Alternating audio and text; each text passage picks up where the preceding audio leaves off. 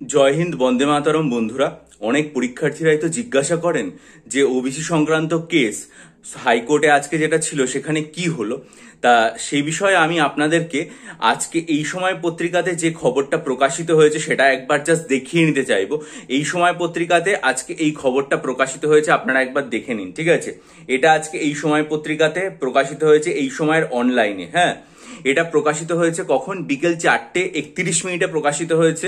অথর্ড by Amit Chakraborty, produced by Tuhina Mondal. এখানে লিখেই দেওয়া আছে authored by Amit Chakraborty, produced by Tuhina Mondal. আমি এই যে পুরো খবরটার লিঙ্ক আমার ডেসক্রিপশন বক্সে দিয়ে দেবো ভিডিওর, আপনারা ডেসক্রিপশন বক্স থেকে পড়ে নেবেন। কিন্তু এই যে বিষয়টা, সেটাতে যেটা সব থেকে তাৎপর্যপূর্ণ আমার বলে মনে হয়েছে সেটা হচ্ছে সম্মানীয় বিচারপতি রাজাশেখর মান্থার একটা পর্যবেক্ষণ বা একটা প্রশ্ন যেটা উনি উত্থাপন করেছেন। দেখুন, আমরা সবাই জানি যে ওবিসি সংক্রান্ত যে সিদ্ধান্তটা সেটা মন্ত্রিসভায় পাস হয়েছিল। মন্ত্রিসভায় পাস হওয়ার পর এটা বিধানসভায় এটা পেশ করা হয়। এই পর্যন্ত আমরা সবাই জেনেছিলাম। এবং কোনো একটা জিনিস বিধানসভায় পেশ করা যেহেতু বর্তমান শাসক দলের বিধানসভায় একটা মেজরিটি রয়েছে, ফলে খুব স্বাভাবিকভাবেই এটা আশা করা যায় যে এটা সেখানে পাস হয়েও গেছে এবং আইনে রূপান্তরিত হয়েছে। তারপর থেকে আস্তে আস্তে এটার যে রোস্টার সেটাও প্রকাশিত হয়ে গেল এবং বিভিন্ন রকম বিজ্ঞপ্তি যেগুলো রয়েছে সেগুলো আস্তে আস্তে বেরোতে শুরু করলো। কিন্তু আজকে এই সময় অনলাইনে বিচারপতি রাজাশেখর মান্থার যে প্রশ্নটা তুলে দেওয়া হয়েছে সেটা দেখে আমি নিজেই অবাক হয়ে গেছি। দেখুন, আমার পক্ষে তো এই যে লাইভ স্ট্রিমিং যেটা হয়েছে সেটা দেখা সম্ভব নয়। সেটা হাইকোর্টের যে ইউটিউব চ্যানেল বা হাইকোর্টের যে ওয়েবসাইট সেখানে নিশ্চয়ই পাওয়া যায়। আপনারা যারা পুরোটা দেখতে চাইবেন সেখানে গিয়ে নিশ্চয়ই দেখে নিতে পারেন। কিন্তু এই সময় পত্রিকাতে বা এই সময় অনলাইনে এই যে পর্যবেক্ষণটা দেওয়া হয়েছে রাজাশেখর মান্থে, এটা দেখে আপনাদেরকে প্রথমে পড়ে শোনাই। সেটা হচ্ছে রাজাশেখর মান্থা বলেছেন যে আমরা বলেছিলাম যে এটা বিধানসভায় বিল আকারে পাশ করতে হবে, কিন্তু এটার প্রশাসনিক সিদ্ধান্ত বা প্রশাসনিক বিজ্ঞপ্তি আকারে এটাকে জারি করা হয়েছে। এর ফলে আমরা এটা নিয়ে প্রশ্ন তুলতে বাধ্য হচ্ছি। এখন এই যে 3টে বাক্য, এটা আমাকে অবাক করে দিয়েছে। তার রাজাশেখর মান্থার এই যে কথা, সেটা থেকে মোটামুটি যেটা মনে হচ্ছে যে এটা বিধানসভায় যে বিল আকারে যেটা রয়েছে সেটা আইন যেটা রয়েছে সেটা আর কি হয়নি।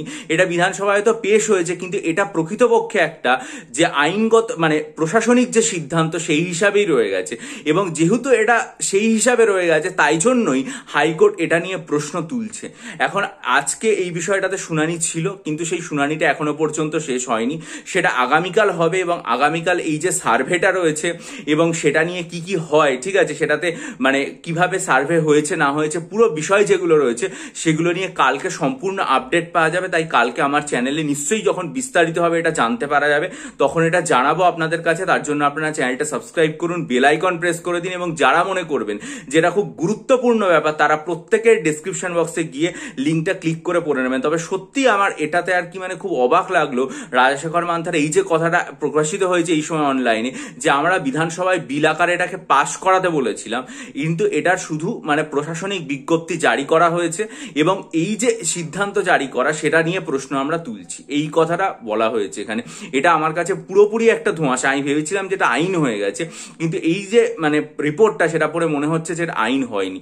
যাই হোক, আমরা নজর রাখবো আগামীকাল এবং সেখান থেকে পুরো বিষয়টা জানতে পারবো। সেই জন্যই আমি বারবার বলছিলাম যে এই সপ্তাহটা খুব ক্রুশিয়াল। আগামীকাল এবং বৃহস্পতিবার কি কি আপডেট পাওয়া যাচ্ছে সেটা দেখে তারপরে নতুন ব্যাচ সংক্রান্ত শুরু করার বিষয়ে চ্যানেলে জানাবো। আর তার আগে যদি আপনারা মনে করেন মিসলেনিয়াস এবং ক্লার্কশিপের জন্য ডেসক্রিপটিভ বাংলা, ইংরেজি, কারেন্ট অ্যাফেয়ার্স এবং ডেসক্রিপটিভ অ্যারিথমেটিক স্টাডি মেটেরিয়াল নিতে চান, তাহলে ডেসক্রিপশন বক্সে ইমেল আইডির মাধ্যমে আমার সাথে যোগাযোগ করুন। ভালো থাকুন, বিজয়ী হন, সফল হন এবং সমস্ত আপডেটের জন্য চ্যানেলটা সাবস্ক্রাইব করে চ্যানেলের দিকে অবশ্যই নজর রাখুন। ভিডিওটা লাইক করে বন্ধুদের মাঝে ছড়িয়ে দিন। ভালো থাকবেন।